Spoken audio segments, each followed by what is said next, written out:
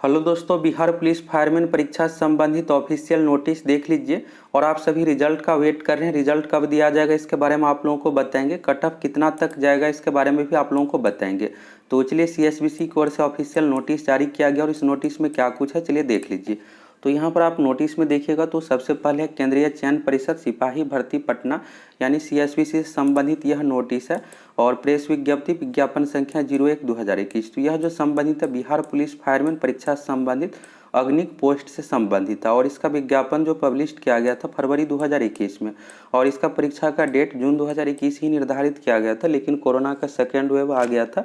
इस कारण से इस परीक्षा को स्थगित करना पड़ा था। फिर बिहार पंचायत चुनाव के कारण से, अन्य कारणों से नहीं हो पाया। और फिर यहाँ पर दिसंबर 2021 और जनवरी 2022 में कोरोना का फिर से थर्ड वेव आ गया था। तो बिहार में यहाँ पर कोरोना गाइडलाइंस आ गया था, इस कारण से परीक्षा नहीं लिया गया। तो फाइनली परीक्षा 27 मार्च 2022 को कंप्लीट हो गया है।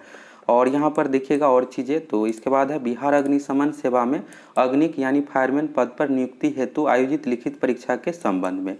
और आज दिनांक 27 मार्च 2022 रविवार को परिषद के विज्ञापन संख्या 01/2021 के अंतर्गत बिहार अग्निशमन सेवा में अग्निक 2380 पद पर चयन हेतु लिखित परीक्षा राज्य के 38 जिलों में 2 पालियों में आयोजित की गई। तो प्रथम पाली 10 बजे से 12 बजे के बीच में परीक्षा ली गई है।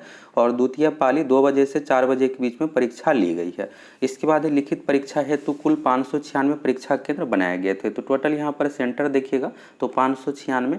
और अग्निक पद हेतु कुल 6,89,594 स्टूडेंट इसमें अच्छा खासा फॉर्म फिलअप किया। यह जो भर्ती है फरवरी 2021 का ही है।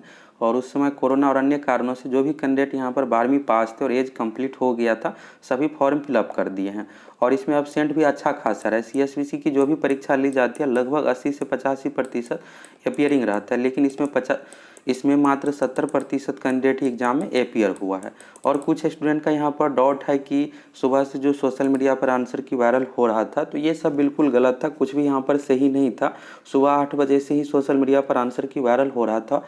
और इससे पहले जब एडमिट कार्ड इसका जारी किया गया था और डेट आया था, तो उसमें आप लोगों को बताए थे, ऑफिशियल लेटर भी दिखाए थे कि सीएसबीसी की ओर से स्पष्ट कहा गया कि कदाचार मुक्त परीक्षा का पहला चरण है, यानी बिल्कुल कदाचार मुक्त परीक्षा लेना है। किसी भी प्रकार के एग्जाम में धांधली ना हो, चीटिंग ना हो। और उस समय कुछ छात्रों की ओर से यही कमेंट किया जा रहा था कि बिहार है, सीएसबीसी है, ऐसा है, बिल्कुल क्वेश्चन पेपर लीक होगा, होकर रहेगा। तो आप देख सकते हैं कुछ भी यहाँ पर नहीं हुआ। और कुछ कैंडिडेट तो यहाँ पर पैसा भी लगाए थे 10-20 हज़ार 50 हज़ार, और चाह रहे थे कि यहाँ पर क्वेश्चन पेपर मिल जाए या फिर आंसर की मिल जाए और हम बना ले, मेरा रिजल्ट हो जाए। तो ऐसे स्टूडेंट का यहाँ पर पैसा भी बर्बाद हुआ है और कुछ भी यहाँ पर नहीं हो पाया है।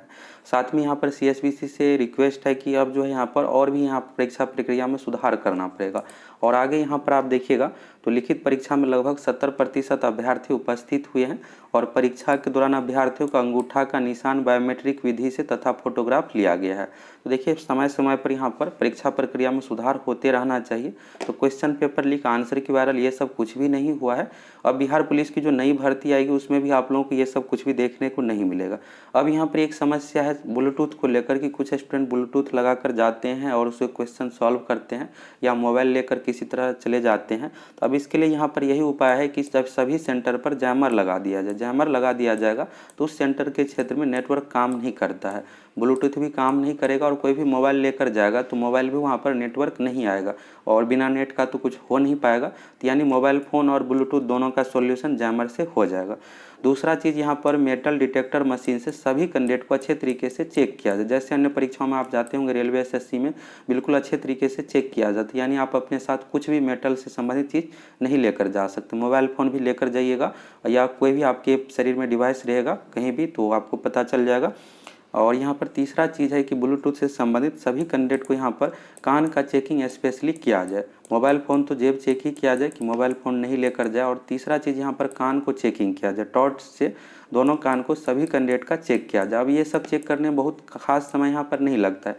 एक कैंडिडेट को यहाँ पर मात्र 10 से 20 सेकंड का समय देना पड़ता है ये सब चीज़ चेक करने में। और वहाँ पर 2 से 3 स्टाफ रहेंगे, जैमर लगा दिया जाएगा, मेटल डिटेक्टर से चेक किया जाएगा, और टॉर्च से सभी अभ्यर्थी का कान चेक किया जाएगा। तो नहीं के बराबर यहाँ पर एग्जाम में चीटिंग हो पाएगा। कोई ब्लूटूथ से भी चेकिंग चीटिंग नहीं कर पाएगा। तो सीएसबीसी को इस पर पहल करना चाहिए और आप लोगों को बिहार पुलिस कांस्टेबल में ये बिल्कुल देखने को मिलेगा। सीएसबीसी भी इस पर ध्यान दे रहा है और ब्लूटूथ से संबंधित जो भी समस्या ये बिल्कुल सॉल्व हो जाएगा। ऐसा नहीं है कि सीएसबीसी की परीक्षा में छोड़कर अन्य परीक्षाओं में नहीं होता है। आप देखिएगा तो Bihar polytechnic ITI entrance exam से संबंधित BCC बोर्ड की ओर से परीक्षा ली जाती है, तो उसके द्वारा सभी सेंटर पर जैमर लगाया जाता है और अगर जैमर लगा दिया जाएगा तो ब्लूटूथ और मोबाइल से किसी भी प्रकार का कोई भी चीटिंग नहीं हो पाएगा। मेटल डिटेक्टर मशीन से चेक किया जाएगा तो कोई मोबाइल भी साथ में नहीं ले जाएगा और टॉर्च से कान दोनों चेक कर लिया जाएगा तो ब्लूटूथ रहेगा तो पता चल जाएगा उसी समय। ये सब चीज़ें हैं जिस पर अभी भी सीएसबीसी को काम करना है और छात्र हित में यहाँ पर सभी कैंडिडेट का जो भविष्य में परीक्षा हो क्वेश्चन पेपर भी दे देना चाहिए, आंसर की भी दे देना चाहिए। और यहाँ पर आप लोगों को कटअप को लेकर था कि जो कटअप कल आप बताए थे क्या ये सही कटअप है, तो हम आप लोगों को दरोगा के टाइम में भी कटअप बताए थे और उस समय कुछ लोगों की ओर से ये कहा जा रहा था कि 60 से 65 प्लस कटअप जाएगा या 65 से कम तो बिल्कुल भी नहीं जाएगा। स्टूडेंट अधिक है या कंपटीशन बढ़ गया उस समय, तो हम आप लोगों को स्पष्ट कहे थे कि कटअप जो है 60 के लगभग में रहेगा। 65 तो बिल्कुल भी नहीं जाएगा, किसी भी शर्त में नहीं जाएगा, क्योंकि क्वेश्चन उतना बनाने लायक था नहीं और उस एग्ज़ाम को हम भी दिए थे तो पता था कि कैसे क्या क्वेश्चन है और स्टूडेंट कितना तक बनाए होंगे। तो ऐसा था कि कुछ कैंडिडेट यहाँ पर 70 बनाए होंगे, बनाने लायक उस एग्ज़ाम में 60 ही क्वेश्चन था और जिसका तुक्का सही हो गया तो उसका लगभग 68 से 70 नंबर आ रहा था। जनरली जो क्वेश्चन बनाया था कैंडिडेट 60 से 62 के बीच में ही, तो कट ऑफ उसी अकॉर्डिंग गया था, 61.5 गया था दरोगा में। और आप लोगों वीडियो देखे भी होंगे, आप लोगों को स्पष्ट बताए थे कि 60 के लगभग में ही कट ऑफ रहेगा। अब यहाँ पर सीएसबीसी का जो है फायरमैन और मध्य निषेध में जो आप लोगों को बताएं उसी अकॉर्डिंग रहेगा। और चीज़ें यहाँ पर देखिएगा तो लिखित परीक्षा में 70% अभ्यर्थी उपस्थित हुए और परीक्षा के दौरान अंगूठे का निशान, बायोमेट्रिक विधि तथा फोटोग्राफ लिया गया है। और यहाँ पर कटअप को लेकर एक पोल करवाए थे, इसको भी आप देख लीजिए। यहाँ पर देखिएगा तो यहाँ पर यूट्यूब चैनल पर पोल करवाए थे, आप देखे भी होंगे और इसमें भाग भी लिए होंगे। तो यहाँ पर है केवल महिला अभ्यर्थियों के लिए, यह जो पोल था सिर्फ महिला फीमेल कैंडिडेट के लिए था। लेकिन इसमें हुआ क्या है कि इस पोल जो है सभी को सजेस्ट करता है कम्युनिटी पोस्ट, तो इसमें पुरुष अभ्यर्थी भी टिक कर दिया और देखिएगा यहाँ पर तो 65 से 68 के बीच में ही सबसे अधिक आ गया 54%। एक और चीज़ होता है कि सोशल मीडिया पर आप कहीं भी कमेंट देखिएगा या कुछ, तो वहाँ पर सभी बढ़ा चढ़ा कर ही बोलते हैं और कुछ ऐसे भी कैंडिडेट रहते हैं जो एग्ज़ाम नहीं भी दिए रहते हैं और कमेंट करते हैं कि मेरा तो 70 सही है, मेरा तो 75 सही है। इसलिए आप इन चीज़ों पर और कम्युनिटी पोस्ट या पोल के माध्यम से आप कट ऑफ डिसाइड नहीं कर सकते। और पुरुष अभ्यर्थी का यहाँ पर देखिएगा तो केवल पुरुष अभ्यर्थियों के लिए बिहार फायरमैन परीक्षा में आपका कितना मार्क्स आ रहा है। पुरुष अभ्यर्थियों की ओर से सबसे अधिक जो सिलेक्ट किया गया 60 से 65 के बीच में। तो पहला जो यहाँ पर फीमेल का कट ऑफ था उसमें भी पुरुष अभ्यर्थी भाग ले लिए हैं और 60 से 65 में सिलेक्ट कर दिए हैं। और 77 से 80 के बीच में देखिएगा तो मात्रा यहाँ पर 28% है और 60 से 65, 65 से 70 के बीच में लगभग 50% कैंडिडेट है।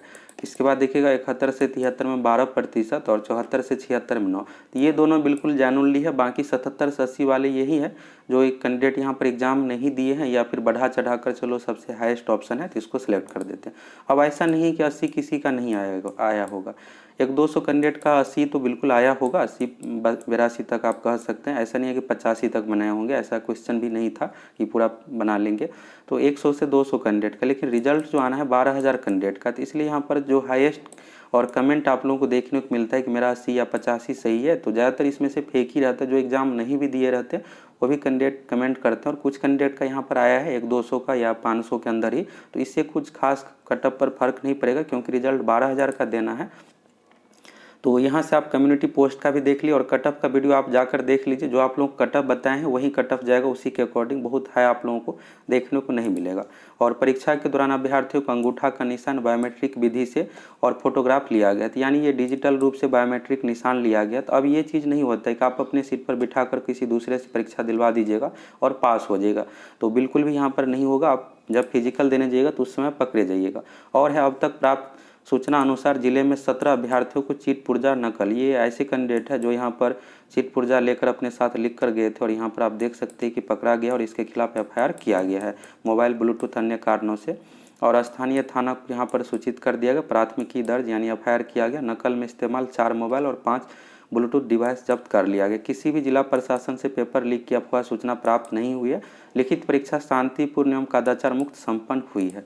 तो CSBC को यहाँ पर एग्जाम प्रक्रिया में और भी सुधार करना चाहिए, जैमर लगाना चाहिए, मेटल डिटेक्टर से चेक किया जाना चाहिए और सभी कैंडिडेट के यहाँ पर कान टॉर्च से चेक किया जाना चाहिए, दोनों कान को चेक किया जाना चाहिए।